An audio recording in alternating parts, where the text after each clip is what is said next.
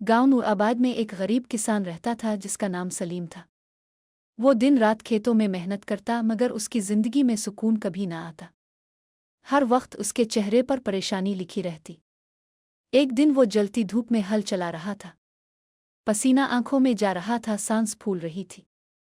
आउला, ये कैसी जिंदगी है? इतनी मेहनत, इतनी तकलीफ, फिर भी कुछ हासिल नहीं। सब लोग खुश हैं, बस मेरी ही किस्मत क्यों ऐसी है? इसी वक्त इसका दोस्त इरशाद वहां आ गया। अरे सलीम भाई, आज बड़े परेशान लग रहे हो। सलीम तल्खी से बोला, परेशान ना हूं तो क्या करूं? दिन रात काम करता हूं फिर भी खाली हाथ रहता हूं। काश मैं किसी दरख्त जैसा होता, बस खड़ा रहता, ना मेहनत ना फिक्र।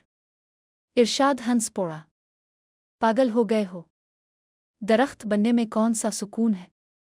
सलीम आह भर कर बोला, कम अज कम ये दुख तो ना होता जो मेरे दिल में है, दरख्त बनने की ख्वाहिश।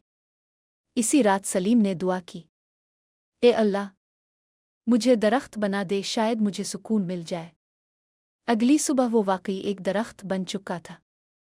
हवा चल रही थी, परिंदे चहचहा रहे थे। वो खुश हुआ। वाह, ना भूख ना फिक्र ना मेहनत। मगर कुछ ही दिनों में बारिश, आंधी और सर्दी ने इसका जिस्म झंझोड़ दिया। ऊपर से लकड़हारे आ गए। ये दरख्त अच्छा लग रहा है, काट लेते हैं।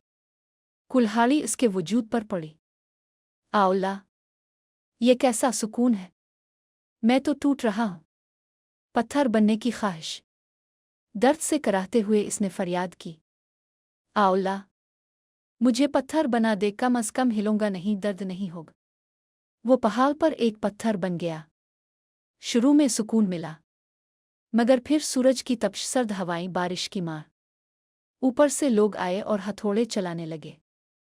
आह, ये तो मौत से भी बदतर है। वो चीख उठा, चांद बनने की ख्वाहिश। फिर वो रुकर बोला, ए अल्लाह, मुझे चांद बना दे, वहां तो कोई नहीं पहुंच सकता। वो चांद बन गया। सब इसे देखकर खुश होते, मगर खुद वो जल रहा था। मैं तन्हा हूं, सब मुझे देखते हैं मगर कोई मेरा दर्द नहीं समझता। तब इसे एहसास हुआ कि असल मसला जिंदगी नहीं, शुक्र की कमी है, वापसी इंसान बनने की। रोते हुए इसने कहा, ए अल्लाह, मुझे फिर इंसान बना दे। मैं मेहनत से नहीं भागूंगा, मैं शको नहीं करूंगा, मैं जो है इसी में खुश रहूंगा। अल्लाह ने इसकी दुआ कबूल कर ली। नया आगाज। सलीम दोबारा किसान बन गया। अब वो मेहनत को इबादत समझता था। कुछ ही वक्त में फसल अच्छी होने लगी। इसने शादी की, घर बसा लिया।